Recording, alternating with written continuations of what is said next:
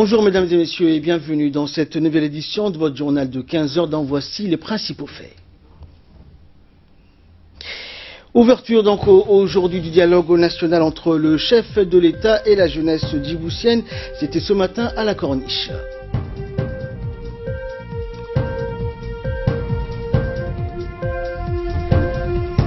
Et 800 000 réfugiés sud-soudanais se réfugient donc au Soudan, fuyant la guerre civile qui a éclaté donc en 2013 à Djouba. Merci à vous de nous rejoindre pour cette nouvelle édition.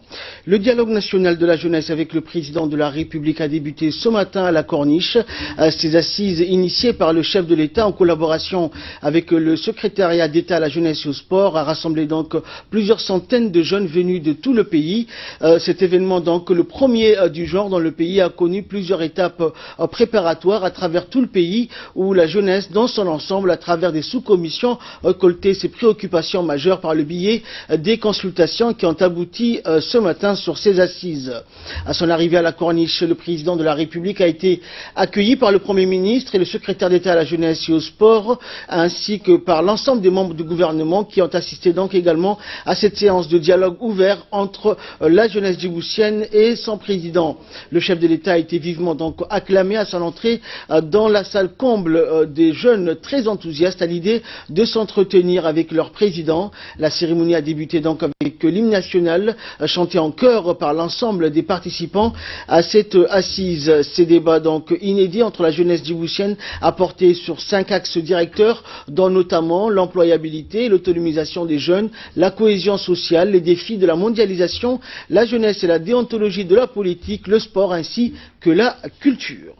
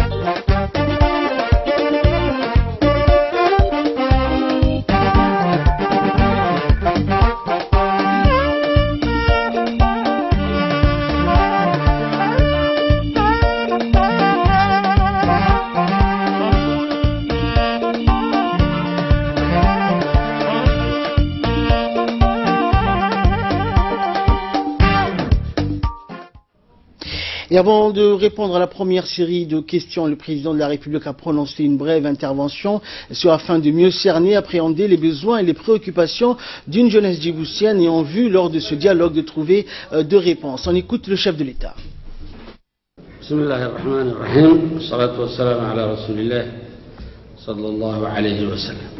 Je suis très heureux que nous soyons réunis ici aujourd'hui pour avoir un dialogue ouvert et substantiel sur la façon dont les jeunes peuvent conduire des échanges positifs et être des leaders dans leur communauté. J'ai voulu ce dialogue, que j'espère franc et constructif, car je souhaite avant tout que la jeunesse djiboutienne se sente impliquée dans son avenir et se donne plus que jamais les moyens de réussir. La jeunesse, c'est une étape dans la vie d'un individu. C'est une période difficile d'acquisition, de formation. C'est aussi un âge exaltant, où tout devient possible. On a le temps avec et devant soi.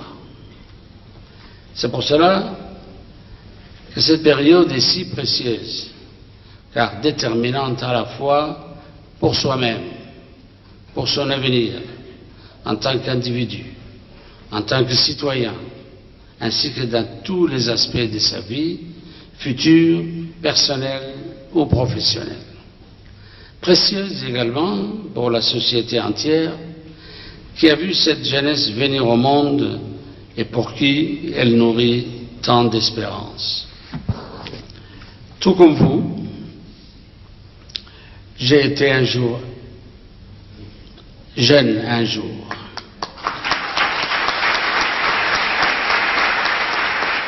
Tout comme vous, porté par mes idéaux, j'ai goûté à cette soif de reconnaissance. Et j'ai cherché à m'affirmer dans une société qui, à l'époque, laissait très peu de place et d'espace aux plus jeunes. Afin, disait-on, de mieux les protéger des vicissitudes du temps. Mais le monde d'hier n'est pas le monde d'aujourd'hui, et encore moins celui de demain. Dans une économie mondialisée, il est important qu'elle soit audible.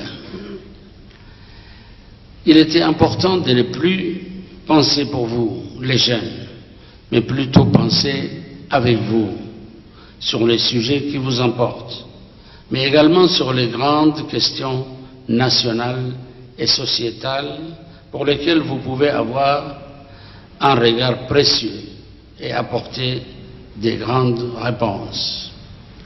Je mesure donc toute l'importance et l'appétence que vous portez en vous pour les défis nombreux qui interpellent vos vies ainsi que les enjeux qui attendent votre pays.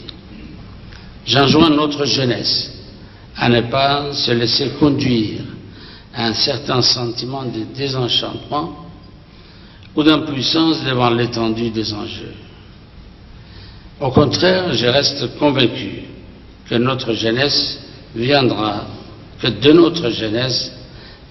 l'énergie, l'innovation et l'optimisme nécessaires à notre décollage économique. Car ceci jette les bases de contributions positives majeures de la part des jeunes et d'une dividende démographique pour notre pays. En effet, on ne cesse de le répéter au point que ça en devient banal. Mais l'Afrique, pour réussir sa véritable transformation économique, doit réussir le virage de la transition démographique et donc mettre en place des environnements et des opportunités favorables pour que sa jeunesse soit enfin un véritable moteur de développement. Plusieurs jeunes donc par la suite se sont succédés à la parole en posant leurs questions au chef de l'État, des questions allant du logement à la santé en passant par l'assainissement des différents quartiers de la capitale. Nous les écoutons. Ma première question est la suivante. Comment favoriser le rapprochement entre administration et administré? labadayda su'aalood waxay ku saabsan tahay guriyeynta.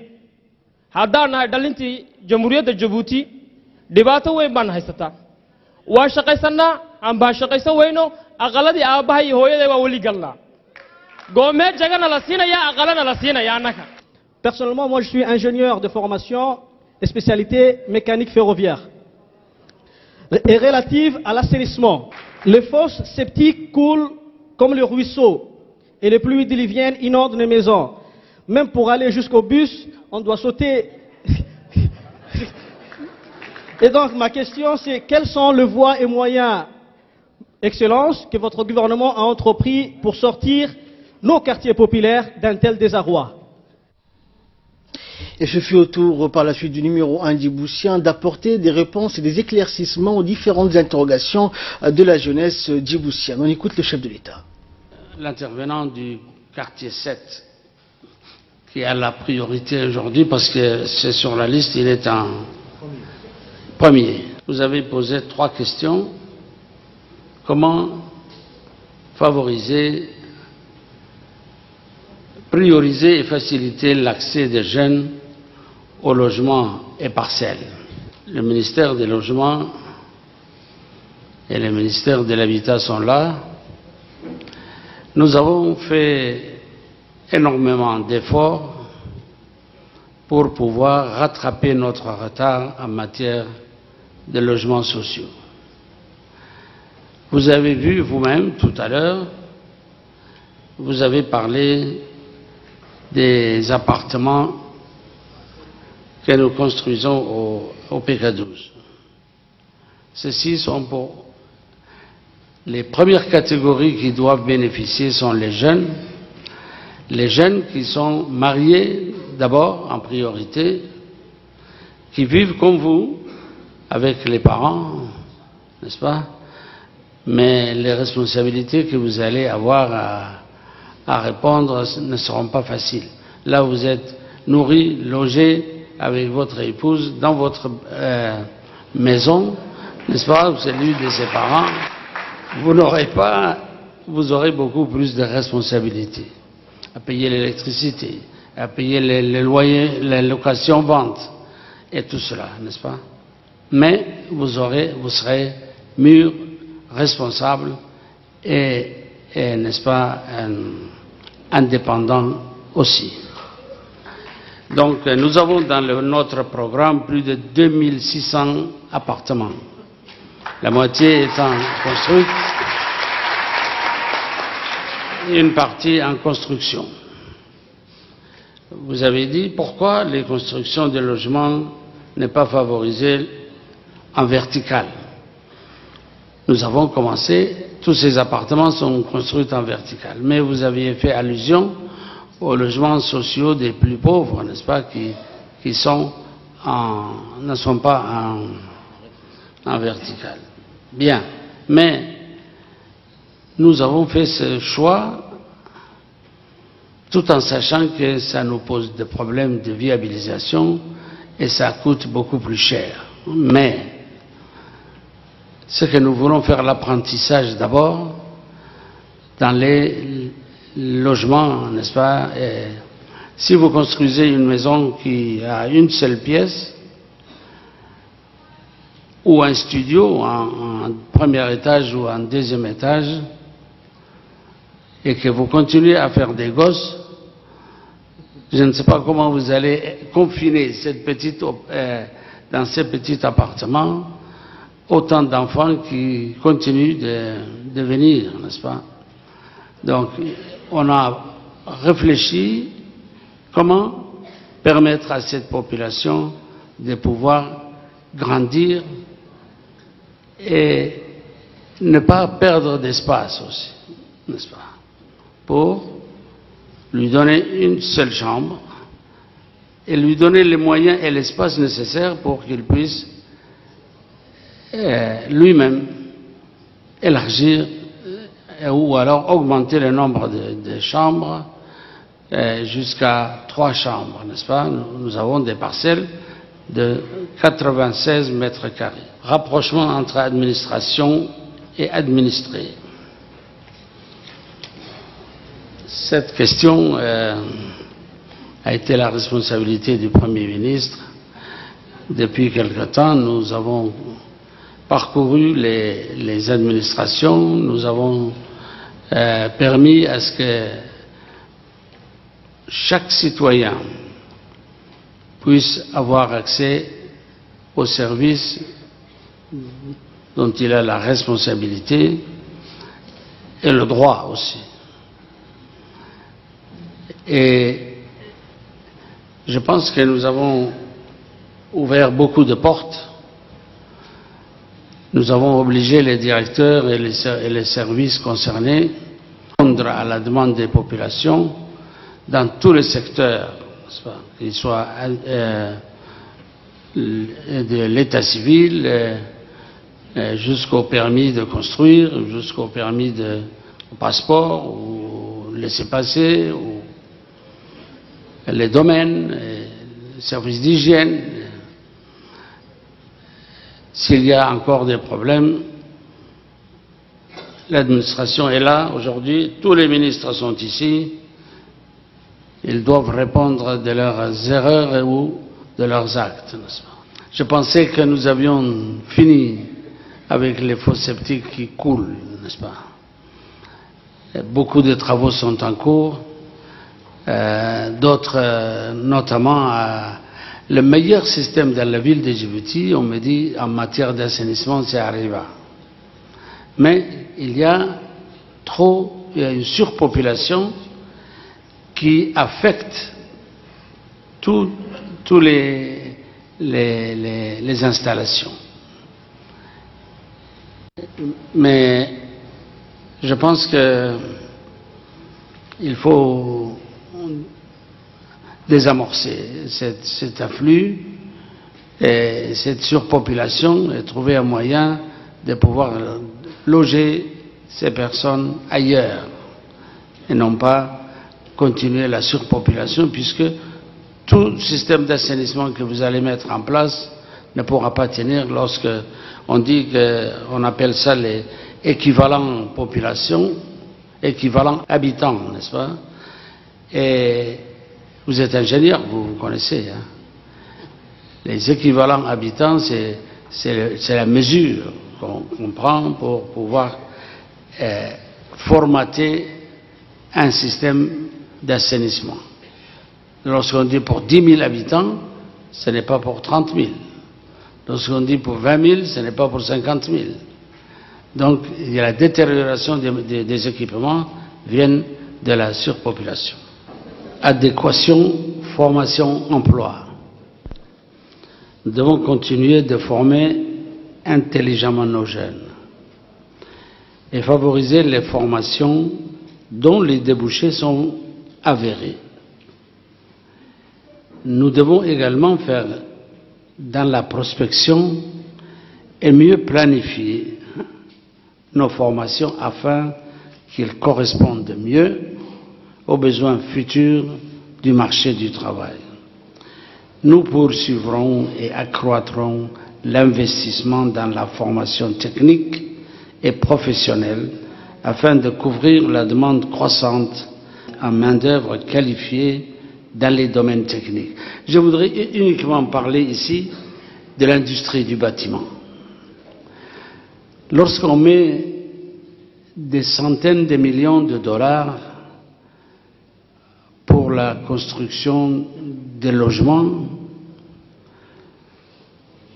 et que ce marché qui devient de plus en plus important, les jeunes djiboutiens le désertent, ce marché et cette industrie. Pourquoi? Je ne sais pas.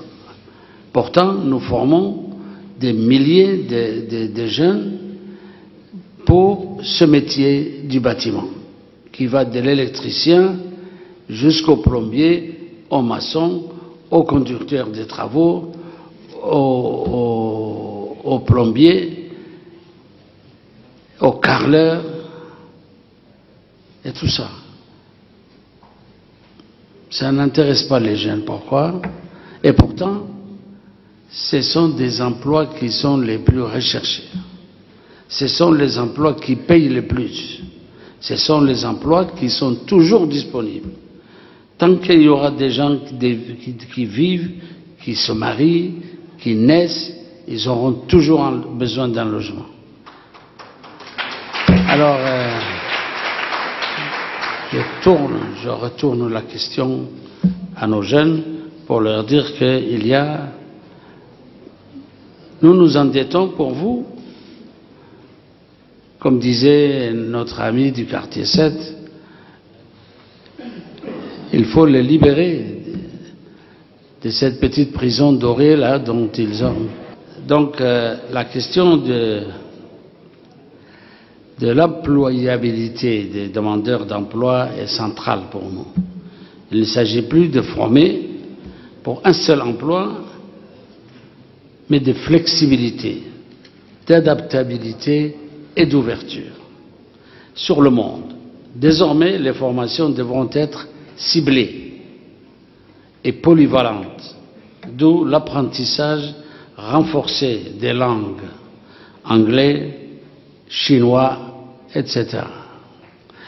Nous avons un programme de formation pour tous les jeunes qui s'intéressent à la langue anglaise que nous allons financer nous-mêmes pour permettre à nos gens de maîtriser cette langue qui est la langue du futur.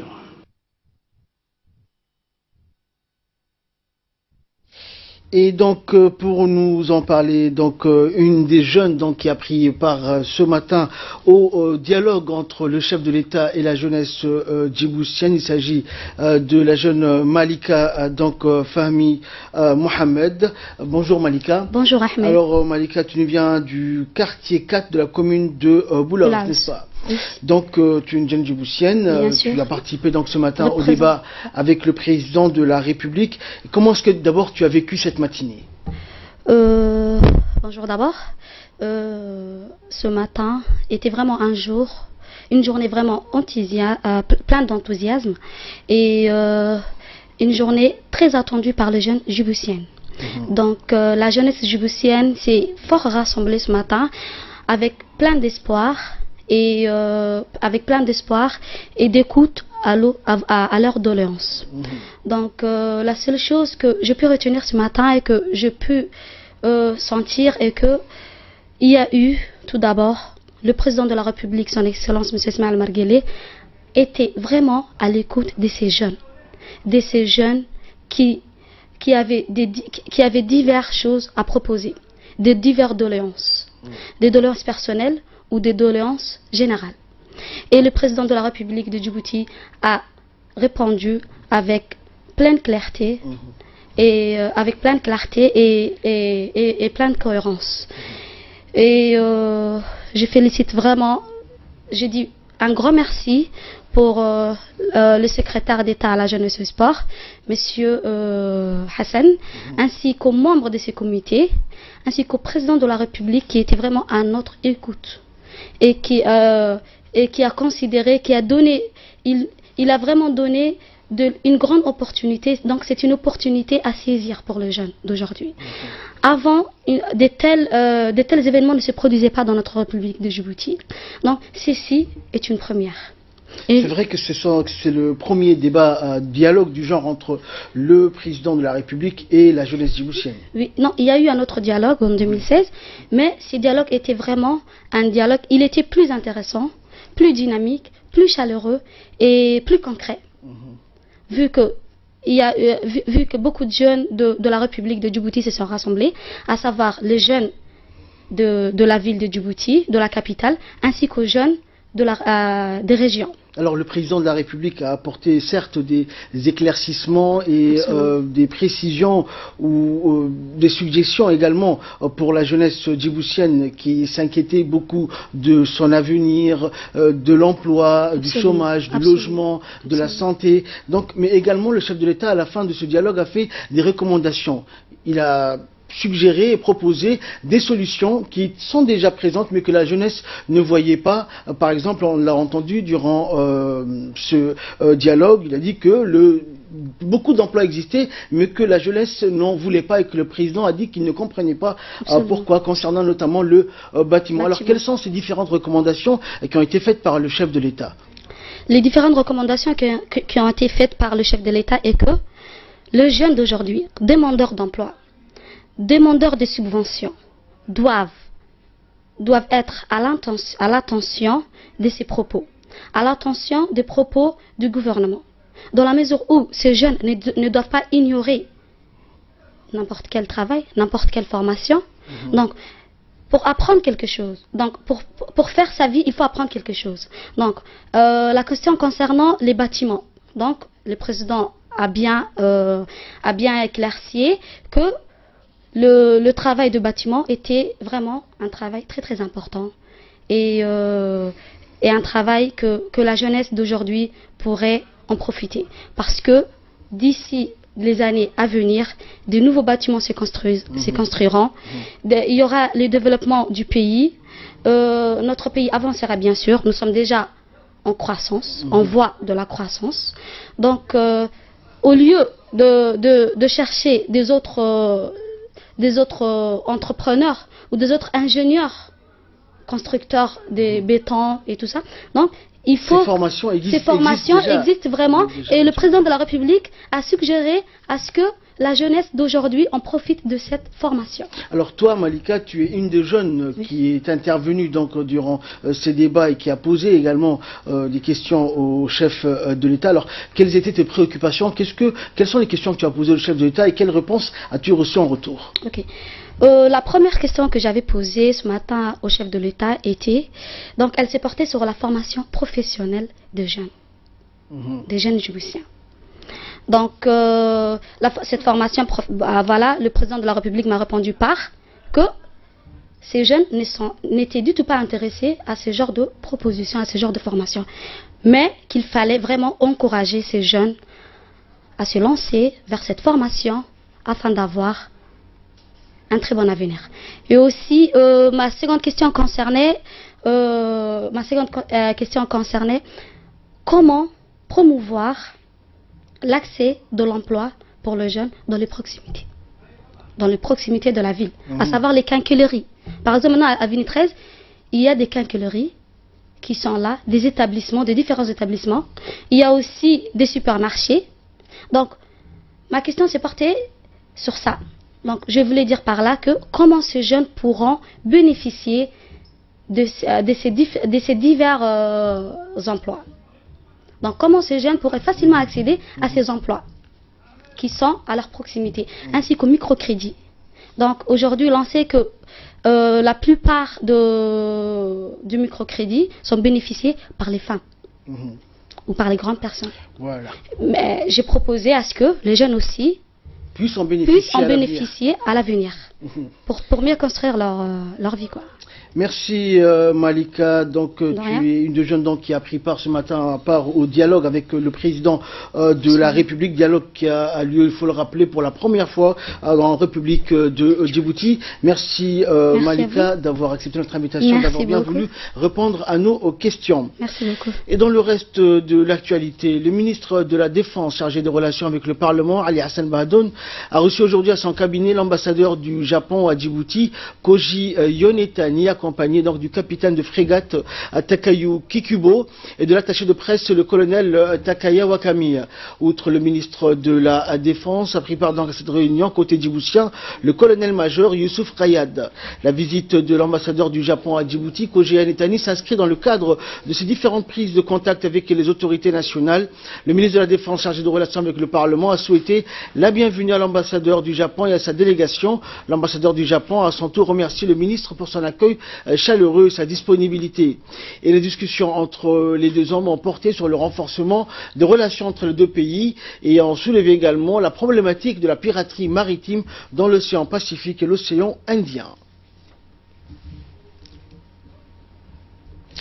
La ministre de la Femme et de la Famille, Moumine Ahmad Hassan, accompagnée d'une délégation, a effectué ce matin une tournée dans les localités de Cheikh Haïti, Koutabouya et Yoboki, dans la région de Dikil.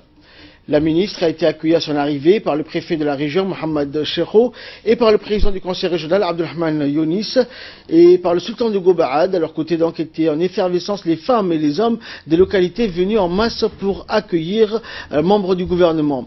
Réunis sous un arbre donc avec les habitants en présence des responsables de la région, la ministre s'est entretenue longuement avec les femmes rurales. Ces dernières l'ont remercié de s'être déplacées pour se rendre compte donc de leur quotidien et d'écouter leurs souhaits prioritaires afin d'y répondre. Et lors de son entrevue, la population de toutes les localités visitées, Madame la ministre a terminé donc ses propositions en soulignant que le véritable travail préparatif, socle de la mission de son département gouvernemental, se trouve sur le terrain de vie de la femme rurale.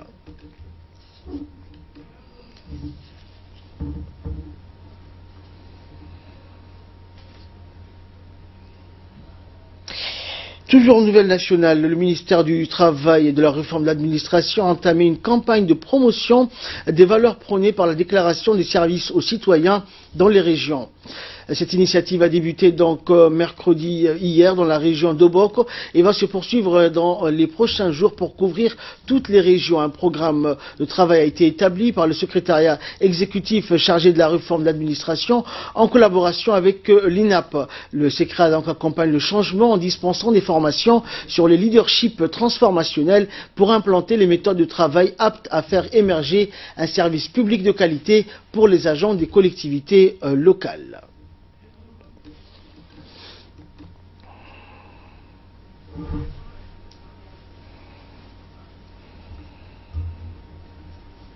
Madame, Messieurs les participants,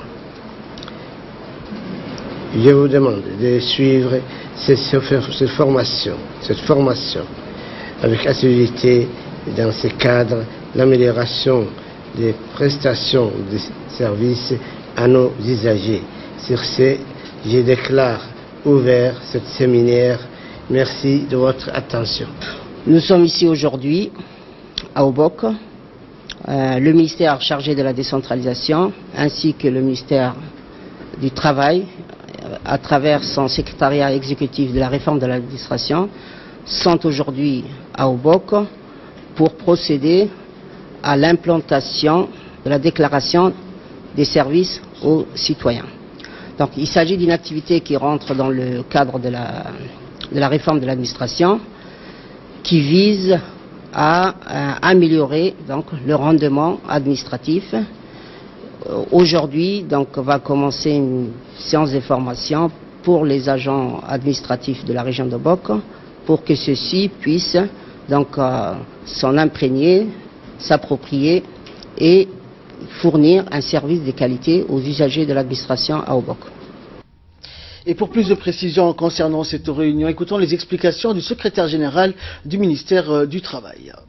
La journée de rencontre avec les agents de la région d'Obok dédiée à la promotion et l'implantation de la DSC prend fin. Cet atelier, je voudrais, avant de fermer cet atelier, remercier les représentants de la préfecture et du conseil régional pour leur contribution à la réalisation de cet événement. Je remercie aussi toutes les personnes présentes ici qui ont participé à cet atelier. Vos recommandations vont nous permettre de nous éclairer pour améliorer le projet et l'adapter à la réalité de la région. Je déclare clos cet atelier. La commission électorale nationale indépendante conduite par son président Dini Mohamed Burhan a effectué donc hier la dernière étape de sa visite dans les préfectures des régions de l'intérieur, à savoir la préfecture de la région d'Arta. Le premier adjoint du préfet d'Arta, Mohamed Fouzi Ahmed, a accueilli la délégation et a fait un bref compte rendu des préparatifs et distribution des cartes d'électeurs dans les différents centres de bureaux de vote et ainsi que l'évolution des retraits. Ensuite, le président de la CENI et le premier adjoint du préfet donc ont visité les différents bureaux où se déroule la distribution des cartes d'électeurs et les tableaux d'affichage. C'est des institutions qui nous ont bien accueillis à Arta et qui nous ont démontré et qui nous ont exposé tous les problèmes qui est à Arta sur les préparatifs et les préélectorales. Et nous nous remercions de cet accueil chaleureux. Et vraiment, l'exposé du préfet nous a beaucoup plu et nous le remercions infiniment. Et nous passons de là à l'actualité régionale avec Samatar Saïd. Bonjour Samatar. Bonjour Ahmad. 800 000 réfugiés Samatar sud-soudanais se réfugient au Soudan. Eh bien Ahmed, c'est vrai, les Nations Unies ont déclaré que le nombre de réfugiés sud-soudanais vivant au Soudan est désormais a atteint plutôt les 800 000. Cela fait du Soudan le pays qui accueille le deuxième plus grand nombre de réfugiés sud-soudanais dans la région, a-t-il ajouté. Le vice-président soudanais Hassabo Mohamed Abdurrahman a quant à lui réitéré l'engagement du Soudan à accueillir les réfugiés et à leur apporter ce dont ils ont besoin. Il a ainsi exhorté l'ONU et les bailleurs de fonds à changer certaines pratiques concernant l'allocation des fonds pour les réfugiés et les communautés hôtes. Le Soudan accueille près de 2 millions de réfugiés d'originaire de l'Éthiopie, de l'Érythrée, du Tchad, de la Somalie, de la République centrafricaine, du Sud-Soudan, du Yémen et de la Syrie. Le 15 août 2016 dernier, le Soudan a décidé de considérer comme réfugiés les Sud-Soudanais fuyant la guerre dans leur pays, permettant ainsi l'ONU de leur attribuer de l'aide au Soudan. Merci Samatar pour ces précisions. C'est la fin de ce journal. Merci à vous de nous avoir suivis.